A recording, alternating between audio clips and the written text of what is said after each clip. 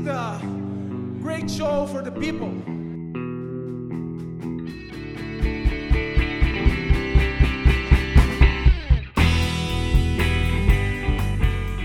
Hello, everyone, and welcome to Questionable Decisions, UFC 237, 5 takeaways. These are our 5 takeaways from the fights. We just finished watching the fights. The Godfather has just lit a waffle candle. I mean, I think it has a different name. But it smells like waffles. It smells like it's a caramel like apple, but it smells like breakfast. Smells like breakfast. Yes, I it think does. caramel apples are overrated Oh, they're super overrated.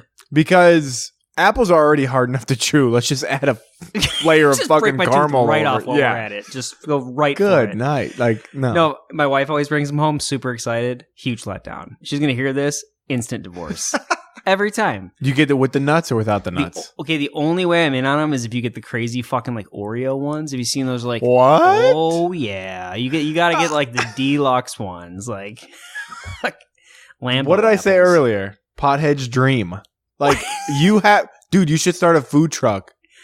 Just called Pothead's Dream. Yes, dude. And you just said caramel apple with Oreos on it. What? That's the a real hell? thing That's though. a I've thing. never heard of I've seen that. it. It's is a thing. delicious. Just But- bring your candles. And No just be bacon, ready though. to lose a couple teeth, but if you Okay. just gotta you gotta take those hits on the way in, but once you get in, delicious. That's how you know it's a strong candle because it hasn't been lit for 30 seconds and that's all I It already get. smells like Yeah. waffles in here. Yeah. Sorry, Taylor.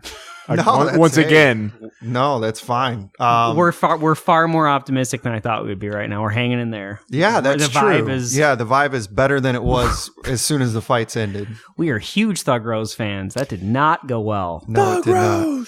You can't too soon. No. You can't do the Thug Rose thing. Sorry. All right, so we're just So, going to roll right shall into we? our 5 takeaways. Quick introductions here. The man who lit the candle is the Godfather.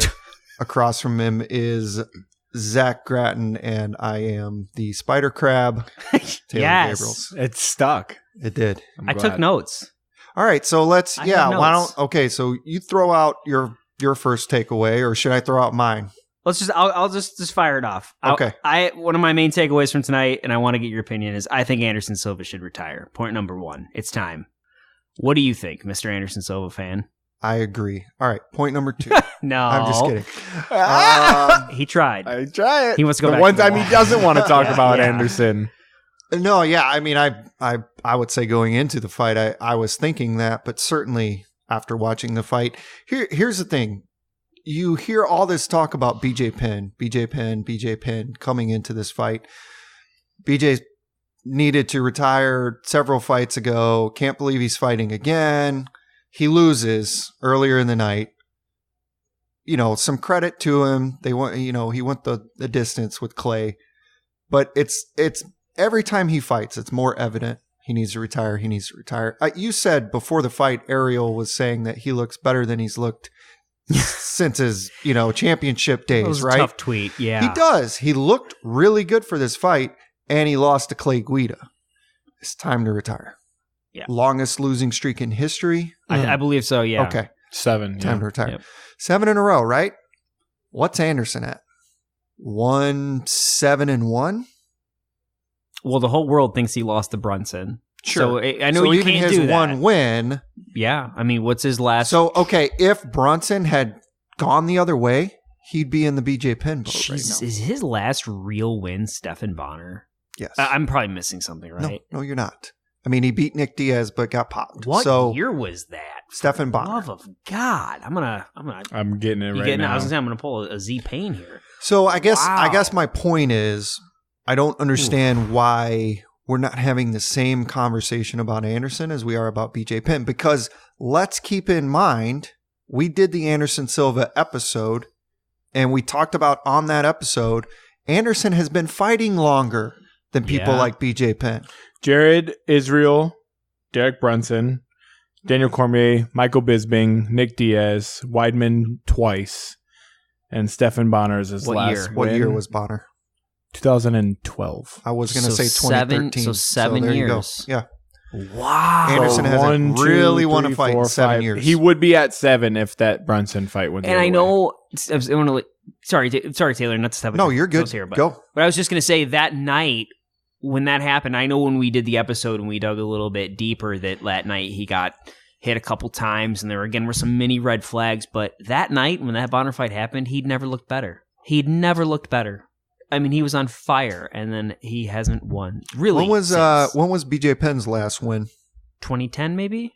I think it's. I mean, you can take a look. I think it's 2010. But again, we're not talking. That's not that far off. Do you know that the last time I saw a tweet tonight, and it said the last time BJ Penn won a fight, Max Holloway 3 months later or something. Max Holloway debuted in MMA or something crazy like that.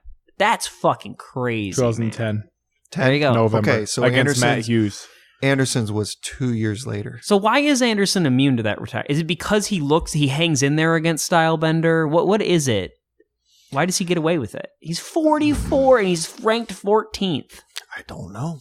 And so he'll fall out of the top. I mean, he should probably retire, but he'll fall out of the top 15. He'll be unranked. And before this fight, there was talks of him signing an extension. What the fuck is that? Why are they doing that? I don't know. But yes, to answer your question in a simple way, it is more than time for Anderson Silva to retire.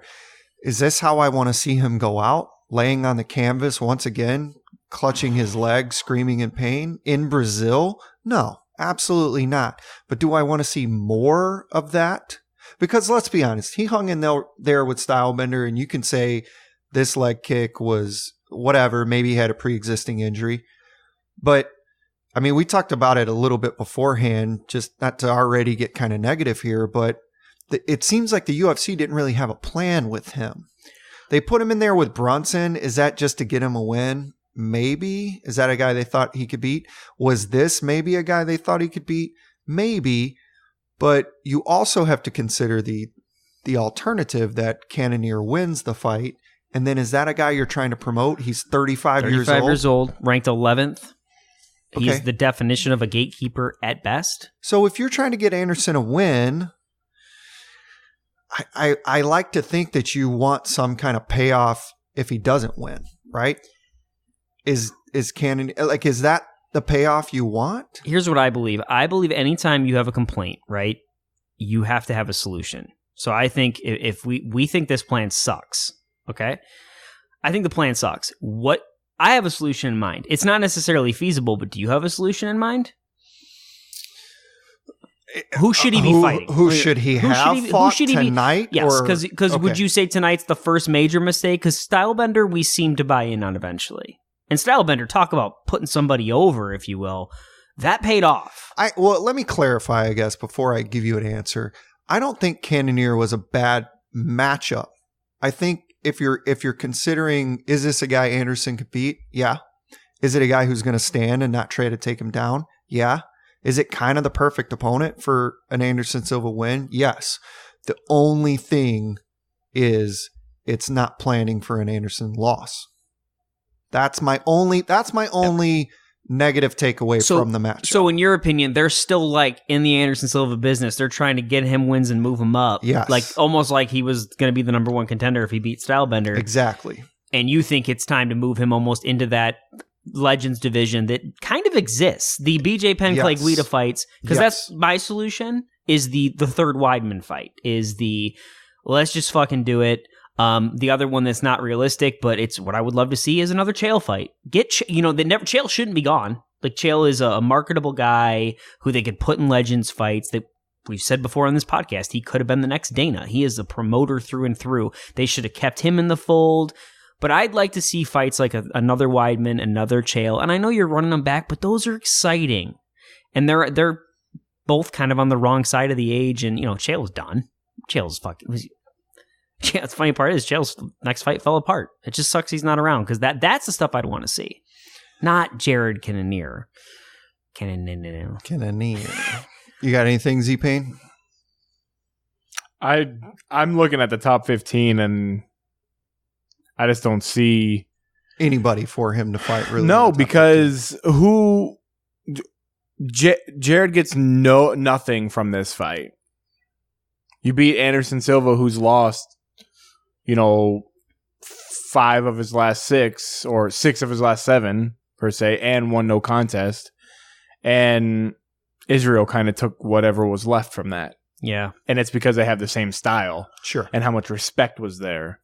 And now he's a champion. So whatever, like, Jared's not getting a title shot from this, and he might get a top 10 fight, but he'll probably get smoked. Like, I don't know. It's tough to say. It's almost like I feel I would rather see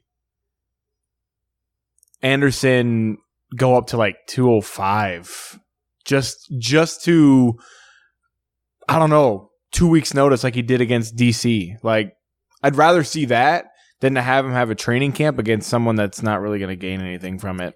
Why don't you fight a non-ranked 205er? What'd you think about the way he Jared handled the crowd? What'd you think about him letting them boo and just... Well, my honest opinion... Well, I was kind of sleeping on that. Okay, yeah. Well, we'll get to that. That's going to kind of be some points later on about the quality of the product. But true. From what you, and it wasn't because Anderson. It's been a long day. However, yeah. I mean, they literally did their thing. They were booing him like crazy, and he sat there and took it all in, and then turned on them. I don't know. Didn't feed into it. He was being, in the beginning, when the fight first ended, I thought he was being disrespectful. When he was walking around with his hand up to his ear, Anderson's, again, rolling around in pain.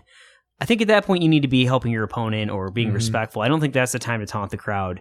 When he did it, when he was giving his interview, I thought he was starting to stand out and be unique. Like, I'm not in on him at all. He's 35. With the USADA and stuff, you don't have the same longevity you had before. He's on the wrong side of all of this. But that... I would just say if anybody thinks it's disrespectful as far as towards the crowd, they can go pound sand, because that crowd is more disrespectful to every single fighter that's not Brazilian than anybody else. Well, that's sure. That's fair. Okay. I mean, I'm not comfortable. I'm still not comfortable with the "you will die" or what is it? You're gonna die. Yeah, if you can dish it out, then you need to be able to take it too. That. Yeah, they finally said it. I've never heard anyone say it on the broadcast before, ever, and they said it today. Taylor, before we move to the next point, can I ask you, what do you think about that tragedy that we brought up a minute ago? The fact that Anderson fought so hard to come back from the Weidman leg break, and then now it happened. Could be a break or a tear. Something's wrong in Brazil. That it could end. Talk about a tragedy if it ends in the nightmare that he tried to avoid. Well, here's what I'll say. 1, don't sign an extension. 2, you need to find him, if he's got 2 fights left, you need to find him some fights to go out on. So maybe book the Weidman rematch. Why can't we do the Weidman fight? Sure, let's do that, but don't do it as his last fight. Just in case he loses that one too, okay? Yeah. You need to set up a fight for him to really go out on, right? You need to set up a fight, a winnable fight against a guy who will stand with him, sort of like this, in Brazil, and that he needs to win that fight, and that needs to be his sign-off. So would it have been like Vitor, if Vitor was still around? If Vitor was still around, absolutely. Although, I always say the same thing with the Vitor fight. You can't top what you did. True. So I don't know that... Yeah, don't mess with one of your top highlights and have like a snooze fest in the sequel, because you're just going to taint the first one. So, but someone like Vitor, yes. Yeah. Because I think I don't know. I think that Legends division. Oh, well, there. I was going to go off in the Legends division again. But let me ask you a different question. BJ and Anderson both. If you're Dana and you take care of your fighters, is it time to just release them? Do you accept the fact that they could go somewhere else? Like Chuck did, right? Chuck went and fought Tito and embarrassed himself and made everybody uncomfortable. Is it time to cut them loose and do the right thing? Well, so here's what I'll say. Fighters talk about this all the time. You can't tell a guy when to stop fighting. You can't. Okay, fine. You don't have to tell him to stop fighting, but you can not renew contracts. So Anderson's asking for a new contract. Just tell him no. Don't give it to him. We're not going to give it to you. We'll let you fight out your contract. They don't have to cut him. So you're cool with them scheduling him 2-3 more times? Again, if BJ had 7 fights on his contract, cut him. Yep. If he's got 1, let him have his 1 and do not re-sign him. I guess I'm trying to fall down the middle here. You owe it to them to let them fight out their contract if that's what they choose to do. But you do not owe it to them to keep re-signing these 5 and 6 fight contracts. You don't owe that to them. Okay, that's fair. So I would say just don't sign the contract. Okay, so the final verdict is he needs to retire, but the UFC should book him if he wants it, and we want a Legends fight. Yes. Don't renew him. All right. Point number 2. The main event was a fluke. I believe, this is me speaking here, I believe Rose has never looked better. I'm not going to get caught up in the moment. I'm kind of asking you guys this one. We have our opinions as a group, but I'm going on a limb here a little bit.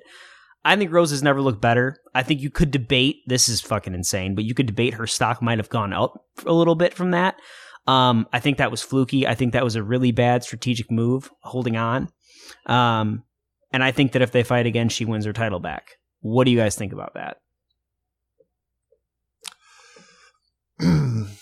You want to go first, C-Pain? Because I've got stuff, but I'll let you go first. I agree that it's fluke-y, just because slam doesn't happen that often. First time a woman has ever done that.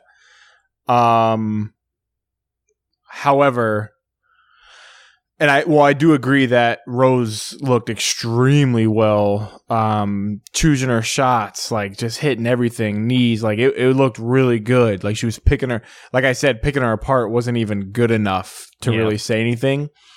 I do think a second fight would be great.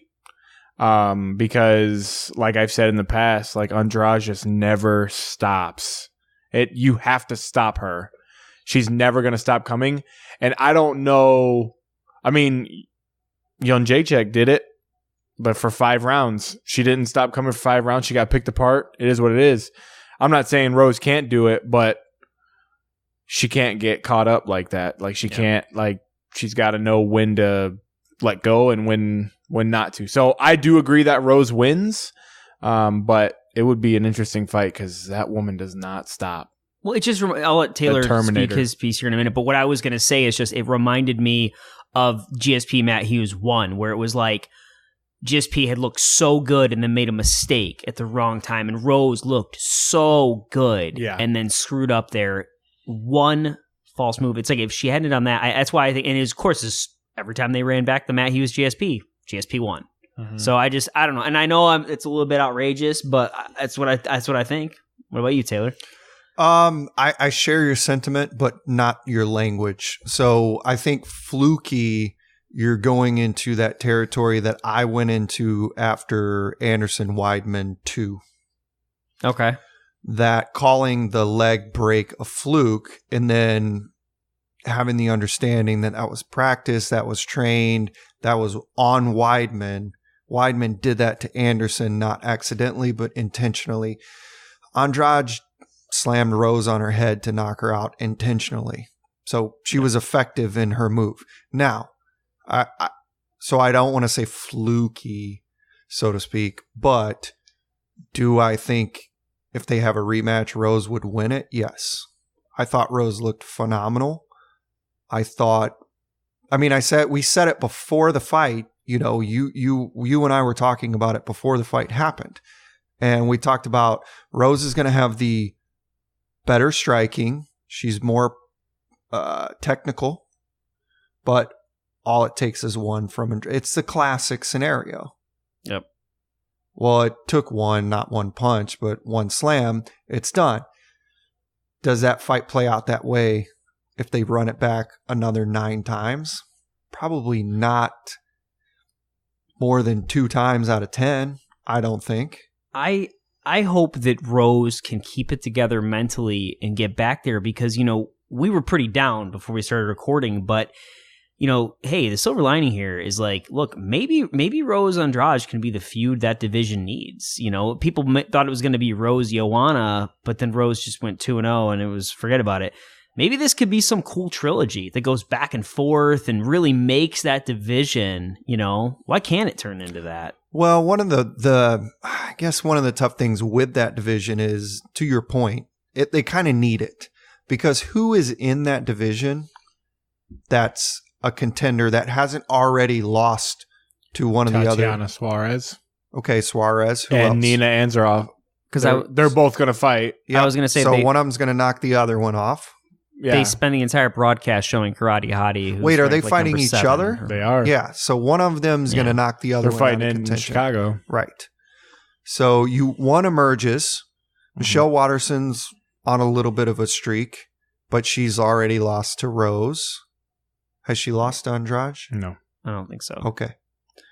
I was being more of a smartass saying they're showing her nonstop. That's the problem with the UFC is that she's number 7. She's lost to Rose, and they're showing her the whole time. But, we know why. But I guess what I'm trying to get at, the greater point is we're going to end up in a scenario where we're going to have a rivalry or a trilogy because we're going to end up with just this revolving door. And the last time there was a revolving door in a division, I think of light heavyweight before John Jones. And it was fun, but there wasn't that person, right? Yeah. You needed that John Jones figure in that division. I don't mind when it's competitive. I think I get irritated when it's like what's going on with Shevchenko, where they get to her first defense or second defense. Well, the first one's a super fight, right? They go with Joanna first, and now it's Jessica I. It reminds me of like Mighty Mouse, where there's just like no one for him, So I don't know. I don't know. I mean, I guess it would be nice if they gave Rose a rematch, whether she needs to fight 1 or 2 more times. I don't think necessarily an immediate rematch is warranted, but maybe let her get 1 win and then let her get back in there. Got to see where her head's at anyways and see what she wants. She might not even want to fight. Yeah. And according to Anik, she shouldn't fight. I was going to try to find a way to like get that to you because I knew you were fired up, but I didn't want to set the whole world on fire and like have you just go off on John Anik. It's just different because I know what I say about Anik not being, he shouldn't do that. We did, like you said, like with Anderson, like he should retire. I just think there's a difference in physicality versus mental, and Rose is strictly mental. You know what I mean? Yeah. So, well, and I think to say to in a post-fight interview say that there's a relief losing your title, numerous people have said that, and I know she's younger, but that's a lot of stress for her, So I don't know. Yeah, and just because she's relieved losing her title doesn't mean she shouldn't fight or can't. I don't want to misquote Anik, but essentially saying can't handle some of the aspects of the fight game that she can't handle. Yeah. But here's the thing: like someone who wears her heart on her sleeve and who gets emotional, and she doesn't say anything about the slam. She says, I didn't get a chance to look around Brazil, but it's beautiful here. I love it, and she kind of went at that. I mean, that's just who she is. She's honest and open about everything. Think about the stuff she goes through with Pat Barry and how open she was with that, with the world. That's super emotional. You know what I mean? Like, well, and we're in the era of the excuse makers like T.J. Dillashaw and people like that. And it is refreshing to have someone to lose and have a positive attitude and talk about how nice Brazil is and just kind of be respectful. I'm fine with that. Yeah. So yeah.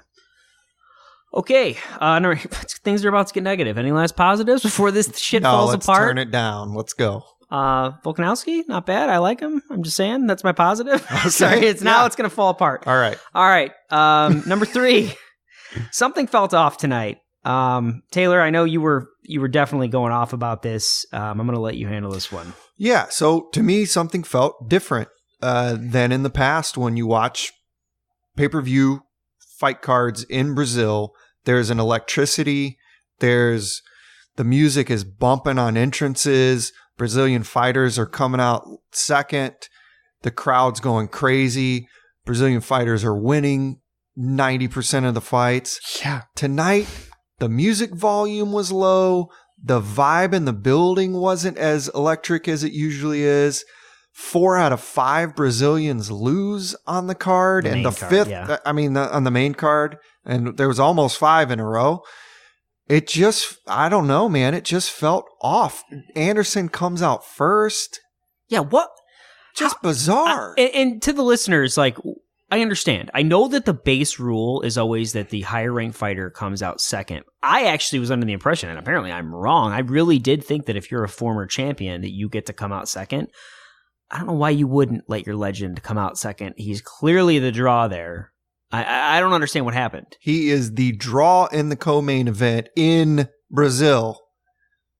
It wasn't even was it Ain't No Sunshine? I couldn't tell because the music was so low. I mean, it was DMX, yeah. But he I changed don't remember. It was just to me. It goes back to what you said about something feeling off. I couldn't hear it because the volume was so low, but it felt like I thought it was a different DMX song. No, Dana. No Dana White. Yep. It's a numbered pay-per-view. Where the fuck is Dana at? No Rogan is to be expected, but again, that makes it feel less like a big fight. It did feel off. I mentioned this during the show, but even Aldo, like even for me, like Run This Town and Aldo, especially in Brazil, is usually a big moment. And it just, I don't know if it's something with ESPN. I thought the UFC still produces the broadcast because it sounds different. I'm like, is this ESPN Plus's fault? What's going on? Or is this just the vibe in the arena? I don't know, but the promos were more exciting before the fights than the actual entrances. It made in the a fights. switch. The The promos have gotten better. Are you talking about the riveting Ronda Rousey interview? Wow. Is that a positive? Is that one of your positives? I'm going to be honest with you. That might be rock bottom. for me. Cringeworthy? See, I was having a rough night and that promo came on and I was like, oh no, this is trouble. This is going off. I think those are your words. I don't know how that happens. And they're like, what'd they say? She's a charming interview or a wonderful interview? Guys, that's actually the exact opposite. I don't think you know what that word means. But no, I agree. Gotta start throwing out some antonyms out there. Bring it back. Okay. So it was tough. It was a tough night. It agree did. that It was felt off. For sure. Definitely. I mean, Brazil cards, like, Brazil is kind of like the mecca, you know what I mean, of like fight fans.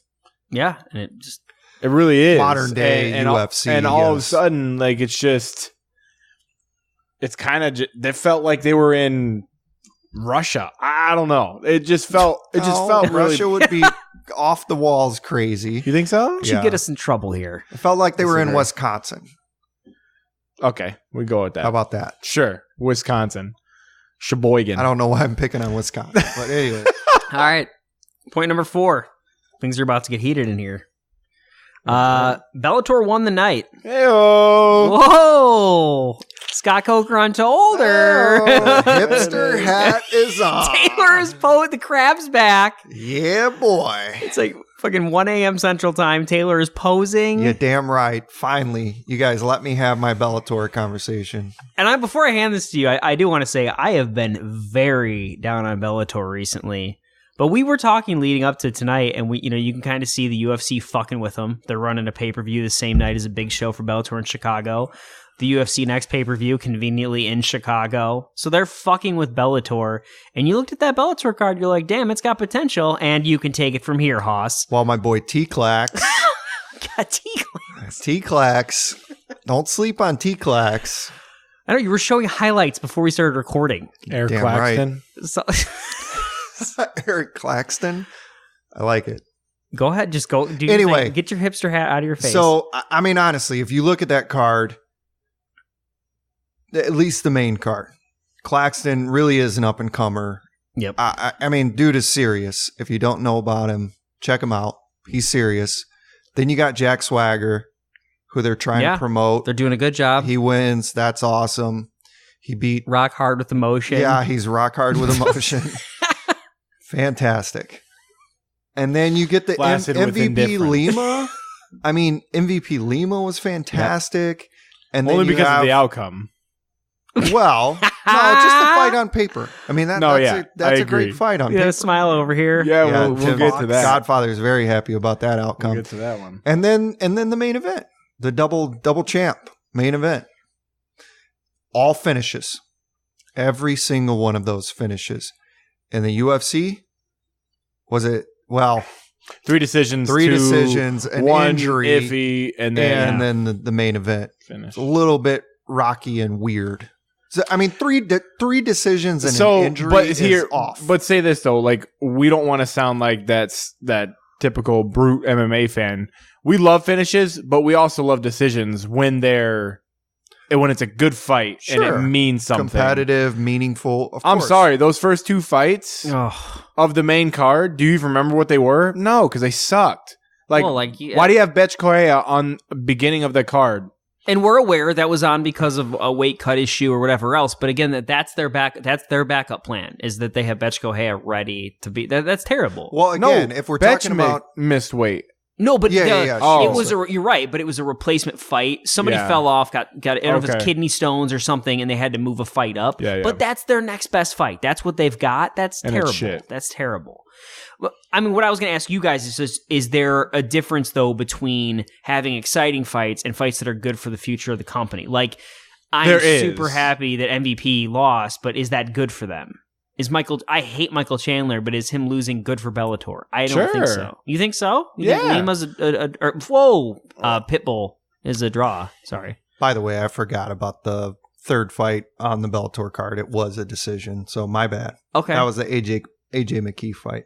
Oh, okay. So that was a decision. But I think Chandler was almost like is becoming what Eddie Alvarez became. Like, it's just like stalemate. Like, it's time for something new. Like, Chandler needs to go somewhere else. He does need to go to the UFC, and I feel like he's alluding to it recently in some of these interviews where he's saying, like, when he first started, he just wanted to fight, but now he has a family, and he's going to factor that in his next contract negotiation. Mm-hmm. I do think that motherfucker just needs to go to the UFC. I don't like him, but I just like to see what he has to offer. Well, yeah, so I think he needs new scenery. I think Venom Page, I think him losing actually does help because Douglas Lima is something to mess with. Deal. You know what I mean? Like, he dominates his fights, and the fact that MVP was undefeated, correct? Or yes. 16-0. Did he lose to his last fight to? No, he beat Paul Daly. Yeah, because we started talking about Israel. That's right. Yeah, so he's undefeated, and he gets knocked out, and it was on his stupid move that he does. I don't know, the stupid dance move he does in the damn. I liked what was going on over there right now. I liked though. You. That was right? really nice. That was good, the mini right? crab. He had the crab going. I like it. But no, I think both of these are actually good for Bellator. Okay, it puts MVP in his place and puts Douglas Lima above. Like, all right, let's get this guy and go. See, I think Lima needs to go to the UFC. Agreed, but he's gonna reign in Bellator for a while, and then I think it does well because Chandler losing and someone saying he got punched in the back of the head. Was that someone Michael Chandler because he likes to make excuses? Yeah, was. You're right. Sorry, that slipped out. That was sorry. I think it does well because it's like stalemate, and I think he needs a different scene. So I think it goes for both parties. All right, that's fair. Ready for things to get real dark in here or what? Yeah, let's roll into point number 5. Takeaway number 5. Okay. Point number 5. The UFC can't keep doing this. We've hit rock bottom. We have a group chat. Zach, you sent an article this week. UFC with the last 236 or whatever. Yeah. Which was incredible. Exciting co-main, main event, style bender, out of control, everything. I would challenge anybody to find a better co-main main event combo than those two. Yep. Outstanding. Ever. And Taylor warned before it happened. He said, this could be outstanding and no one's going to see it. Well, it turned out no one did see it. Under 100,000 buys. That's insane. The baseline for the longest time was 150 for a Mighty Mouse shit show. And now the baseline is under 100,000. So we get to tonight. We get the fights at my place. I did not. So I have to go. I have to fucking sign up for ESPN Plus because I did not have it yet, truth be told. I get ESPN Plus. I got to pay $80. And I'm like, all right, whatever. But that's to save me on the whole year, thank God, of my $5 a month for ESPN Plus. So as I'm signing up and going through this, it gets me thinking. I'm like, man, is this shit worth this price? Is it worth this? Let's just say $70 because we decided you say annually or monthly, $5 for the ESPN Plus and $65 for the pay-per-view. So you have to ask yourself, again, we mentioned in one of the last podcasts, scenario land. What if somebody walks up to you, Zach, you've got a baby, you've got bills, we all work hard for our money. I need you to make a decision. You got $70. Do you want to see Henry Cejudo's a terrible example because you're gonna be there live, right? So let's go with tonight. It's different just because, But so tonight, Thug Rose, who we love, and a really thin card. Okay, so you want to see Thug Rose? Is it worth $70? Or what about this? Here's my scenario for you. For that $70, we can also get Netflix, $13. Hulu. You're going to get all these, not just one. I'm going to give you all these for the full month of May, okay? Netflix, Hulu. You're going to say, oh, Tim, I'm a fight fan. Fine. Here's DAZN, okay? We can watch all the biggest boxing fights. We can watch Joshua, Triple G, Canelo, you name it, right? Got it. Okay, DAZN. You can watch Bellator. Some of their biggest fights are on DAZN. You want to listen to music? Spotify. We got Spotify, $10 a month. You're a wrestling fan. WWE Network. Sure, fuck it. We've still got plenty of money to spare here. Amazon Prime, $10 a month. Shit, what all do you get with Amazon Prime? Not just your shipping, your Amazon Prime Video. You get video, you get Amazon Music, you get a free book every month. Free book. Yeah. So we technically didn't even need Spotify earlier because we have Amazon Music technically. Too. You can have them both. Okay. We could also throw in ESPN Plus because I love Tyson Fury and I want to see his fight. So that's $5 a month. And we're still not at $70 a month, so fuck it. A movie ticket. You want to go see Avengers, all right? Now we're at $70 a month. So, do you want to watch Thug Rose fight? Which, by the way, anything could happen. You could order the pay-per-view, and something could happen backstage. She could trip and fall. You might pay your $70. She might not even fight. Or, in reality, ESPN Plus might get cut because there's been some issues with ESPN Plus not staying. So you could do that. And have a fight card where you literally, we've joked about it, but you literally fell asleep. It was funny as hell because it was such a train wreck. Yeah. Or Netflix, Hulu, DAZN, Spotify, WWE Network, Amazon, and everything that goes with that, ESPN Plus, and go see a movie. Why should we continue to pay that $70? Why? I want to know, because this is starting to feel like almost like a bad relationship. You know what's really disappointing about that list? Is that I'll have all those and I still pay for UFC. That's the thing though, right? But when do you stop? When do you... haven't paid for a UFC. When's the last time you guys were over? This is the first time a lot of times we've been going Buffalo Wild Wings. We've been B-dubs. Like that. Yeah. So...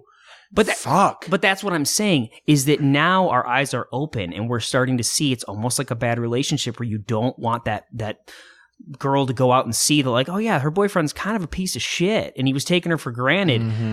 I think a lot of people's eyes, apparently there's only about 100,000 of us left, are still getting these things. People's eyes are open and they realize it's not worth it necessarily. And they can't use the excuse people streaming shit either, because it doesn't happen. Because you could try to look up these fights. Do they shut that stuff down so quick? Like, I get it. There are some back doors places, but not enough to make that shift. I just looked at it. The lowest Mighty Mouse fight card was 115. Well, there you go. And by the way, mind you, this is less than 3 hours of entertainment. Okay. Avengers is longer than that. Sure. And Avengers was...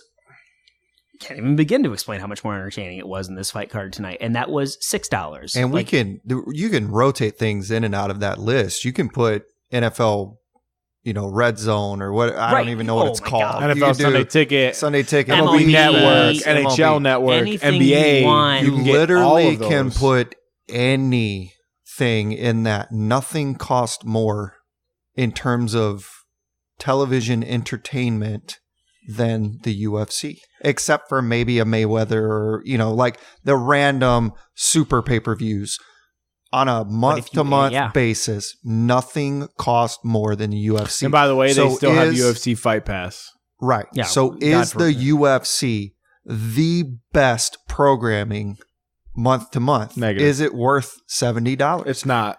I don't know. No. You said this fight card, I was out of town and you and I briefly spoke about this on the phone, and it's the first time I'd ever heard that comparison, especially with some of those things listed side by side.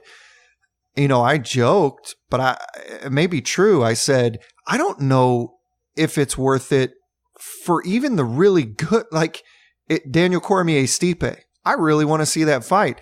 Is it worth $70 to watch it? Nah, I could probably just watch highlights. Well, think of it this way. What's the cream of the crop? What's the number one service right now? Is it Netflix? Is Netflix, would you consider maybe the best of the things that people subscribe to monthly? Is Netflix the best right now? I know it's debatable. Can you imagine Netflix gets shit? There's like full-on mutiny. People like essentially riot when they raise the price like $1 to a month. Can you fucking imagine if they had a press release and they're like, oh, by the way, Netflix starting in 2020 is $70 a month? Would not be. Are you fucking kidding me? Anyone paying that? There would be a goddamn riot. People would be like, no, we're out. Or they'd boycott it. Unlimited watching of all month, all those things. All month, 24/7, 4 devices, whatever else. Sure. A million different shows, movies, exclusive movies, you name it, they have it. $70 a month. This is 3 hours of mild entertainment. I'd pay that. I'd much rather pay for that than this. Well, and that's by the way, my Netflix price that I would pay would be pretty fucking high, but the general public would freak out. No, 100%. Man, can you imagine that? You know what's rough too? The ticket prices are pretty high, but you were just looking at Chicago tickets, right? Because you plan on going. Yeah. What was the ticket price? When I first started, or now when you look, just $60. So you can go to the event for less than you can watch it at home. Mm-hmm. Something's wrong. Yeah. Something's wrong. Something's wrong when I could go to a Bulls game for less than I could flip it on the TV and watch it. Yep. I think at the end of the season you can get Bulls tickets for less than $10 or something like that. Something's wrong. Well, and I know the point you're making, I'm going to make a different point right now, but we know for a fact they're reaching out locally, offering people massive discounts to go to this event. That's happening. I mean, good seats too. Good seats, yep. Not nosebleeds. No fees. No fees, and you get a discount off. So they're having trouble selling tickets. They're asking a ton of the fan base, and we're just not getting enough back. And by the way, let me make a clarification here. Just if anybody's listening thinking that we're just crapping all over the UFC because we enjoy it. We don't. We love the UFC. This sport. We do a podcast about it. We literally started this podcast because we felt like there were fighters' stories not being told, and we wanted to help tell those stories to promote the sport. We want the sport to succeed. We've said it a million times on this podcast, but this is the reality. I mean, these are just things you have to think about. And your takeaway that you made was something's got to give. Something's got to change. So we're laying out the facts for you. Here's the reality. You can get these 10 things or this one thing. And the scales are tipping. It doesn't feel right to pay $70 for these pay-per-views. So something has to change. That's a dated model. And the change started with things like the WWE Network coming in and taking a chance and gutting it and being like, you know what, fuck it. And look how well it has done. Yeah, because if they were getting $50-$60 for a pay-per-view, they were only going to see 50% of that because the cable networks or the cable providers were going to take half of it. So they're only seeing $30. So they're going, hey, do we think we can get 3 times as many people because it's only $10 a month? Of course they can. And then people watch their weekly product. Everybody loves it. Do you think that if the UFC could go back in time, if we could go back, is the key decision not including the pay-per-views on Fight Pass? Is that the key fuck up? Should Fight Pass have been $20-$25 a month and included the pay-per-views? I would pay $30 a month for Fight Pass for the fight library, for anything Brazilian Jiu-Jitsu that goes on there, the EBI tournaments on there. I used to watch those. Some boxing. They have a little bit of boxing. Have boxing. Yep. They have Zuffa boxing. I don't watch Jiu-Jitsu anymore because I'm not going to pay that $5 a month just for that. But if you put all that and you put the pay-per-views in there, I'd pay $30 easy. Yep. $30 easy. That would still be tough, but I would consider 20 to 30. I think they need to do a hybrid of that. I mean, I think they need to merge Fight Pass with ESPN Plus. They need to put all that same stuff on. They have the perfect name for it, Fight Pass. Well, they can just call it. You get whatever you want. Fight Pass on ESPN Plus. No, yeah. Right? Just call it that. Put everything from Fight Pass on ESPN Plus. Add the pay-per-views on there. Raise the price. That's it. There you go. And then you can still have, just like DAZN, you can still say, okay, here's what you get. You get all the, the past fights that the UFC has put on. You can watch them at any time. You get the EBI, you get some boxing, and then you get the pay-per-views, except there's going to be 2 pay-per-views a year that you're going to have to pay for outright. And you don't know when they're going to be or what they're going to be, but if Conor's you're paying. Listen, you know what that does for me though? So I get 10 free pay-per-views 10 of essentially. 12. Yep. 10 of 12. That also tells me that, wow, 2 of those are going to be bad fucking ass. And yeah, I'm it's almost excited. guaranteeing that they're going to put together 2 amazing because it has to be worth it. Because guess what? If that card isn't worth it, people are going to start falling off because so I got to pay for this, but it's a crap card. Yeah, they're going to really have to. You know what I mean? Those ones, so they would have to come through. That forces their hand. They have to. Well, what it also does is it also tells the public whether it's sort of, I'm not sure how to phrase it. Well, no, but it tells the public these are our stars. Whoever's headlining and co-maining those cards, those are the stars. Because when boxing does it, it's Mayweather, Pacquiao, there's those names, right? These are the stars holding up the sport, especially when they were in their kind of ditch when boxing was literally 2-3 boxers. It was Klitschko's, it was Mayweather, Pacquiao, right? Yeah. The UFC feels like it's kind of in that rut right now. Totally. So throw this subscription out there, get some guaranteed money, and then say that there's going to be 2 pay-per-views. Whoever you put on those pay-per-views, whether Conor's sitting out or whatever. Hey, Conor's out, throw Khabib, Tony Ferguson, and Khabib's our star. Okay. So if I'm a casual fan watching from a distance and everybody's talking about ordering this pay-per-view that you must see, who is this guy? Oh, that's the guy that beat Conor. Remember him? Oh, yeah. He's fighting again. Yep. Okay. Everybody tune in. Yeah, absolutely. There's your star. Yep. Oh, John Jones. John Jones is the other one. It sucks because what we're saying, for me at least, doesn't apply for the next 2 months. Just because, 1, I'll be in Chicago, and 2, I'm gonna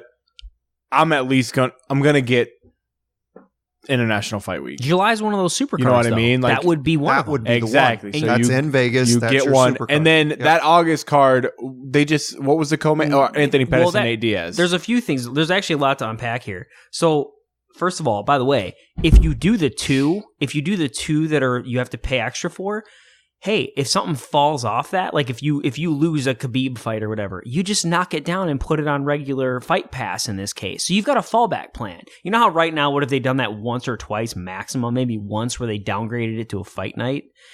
You'd have a built-in hey, actually, you know what? This isn't going to be. John Jones fell off the card. It's not a paper. It's just a regular Fight Pass. You're good to go. Pay your $20 a month. You're good, but we're going to come back later in the year and do it again. So you have a plan there, one. Regarding the next couple months, I agree with you because I think they're smart and I think they see the writing on the wall. They see these buy rates. They see the trend. Everything's going in the wrong direction. I think they're pulling out all the fucking stops. Mm-hmm.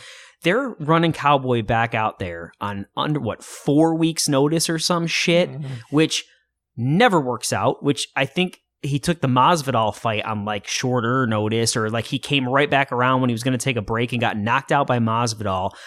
I think they're totally cashing in the Cowboy ticket to save a pay-per-view because it was thin. And look, it works. It's an awesome fucking fight. It is. It's a great fight. It's a third fight on the card, though. Yeah. Well, we all know it's probably potentially the most important fight on the card. Listen, so good friend of the podcast, our buddy Edwin, he was on the fence.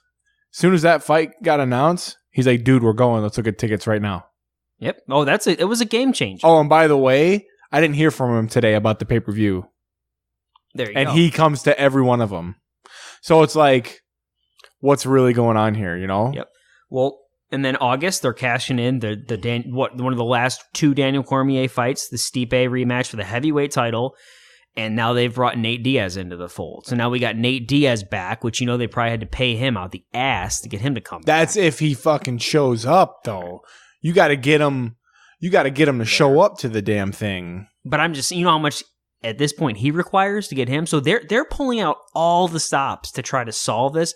But to me, it feels like Band-Aids. You know what I mean? This is not long. These are not long-term solutions. No, they're not. It need feels stitches. like Band-Aids a lot. How many more, Nate Diaz fights do you have left?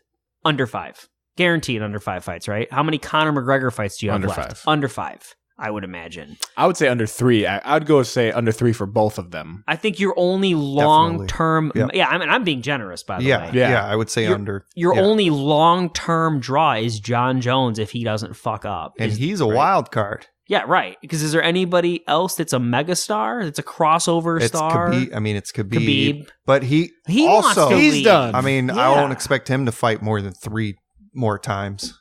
There is like... And you don't know. And Tony Ferguson was on that path. Yeah. And then he had his issues. And There it's like, man. There is...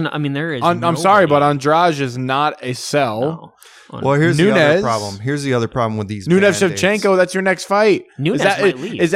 Well, that's what I know. But what do you do, a super fight between Nunes and Shevchenko? It's already been done twice. Twice, but that's what I'm saying. Like, what else is there? Well, here's the problem. These Band-Aids are exactly that. They're short-term solutions, potentially short-term solutions. They're not building storylines with Nate Diaz and Anthony Pettis or with Cowboy and Ferguson. These aren't real storylines. They're the equivalent of Brock Lesnar and Cormier. Yep. Just throw it in there, get Cormier his paycheck and have a one-off with Brock. And obviously that didn't come to fruition, but that's the equivalent of what these are. It's just like, pair these two guys up. Sure. We've talked about this before on the podcast. Like, look, right now, Avengers Endgame is breaking all the records, the all-time records. It's shattering all of them. So disappointed, by the way. Titanic, that's my movie, man. That one hurts a little bit. Oh my gosh, and they shattered it in less than 2 weeks. What's going on here? So, and you know what that is? That's a 10-year payoff of long-term stories that all came together, and it's outstanding. And it packs a huge emotional punch because you're invested in everybody.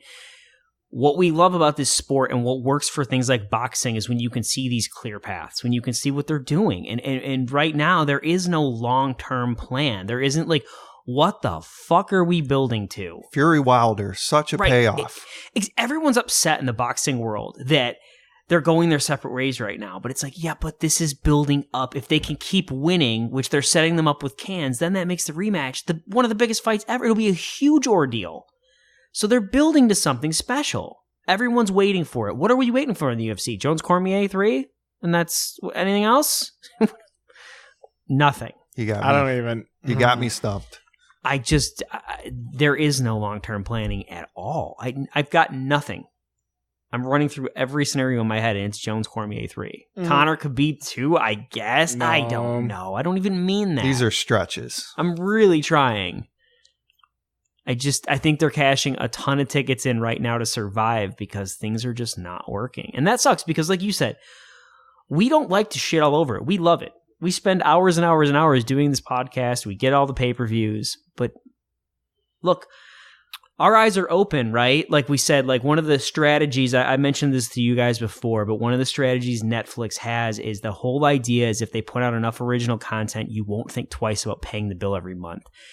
As soon as you start to think about it, it's almost like that. It's like the emperor has no clothes, right? Like we know, right? There's no plan here. There's no substance. It's all bullshit. And once you start looking for it, you're like, oh my God, they don't have a fucking plan. Oh no.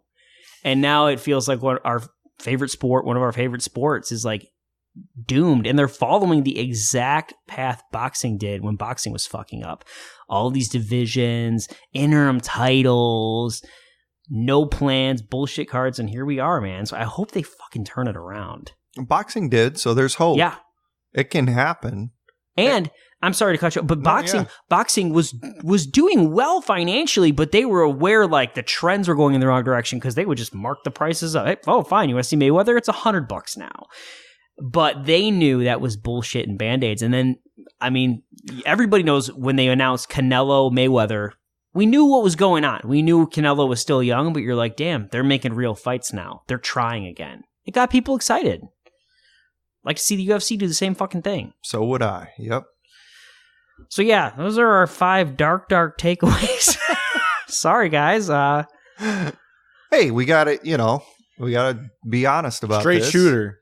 Yeah, I was going to say, I mean, look, it is what there'll it be is. plenty of these that we do where we're super excited afterwards. But after a night like tonight, I want it to be after tonight. Yeah, I was I know. coming into an Anderson card, Thug Rose. There was potential. Yeah.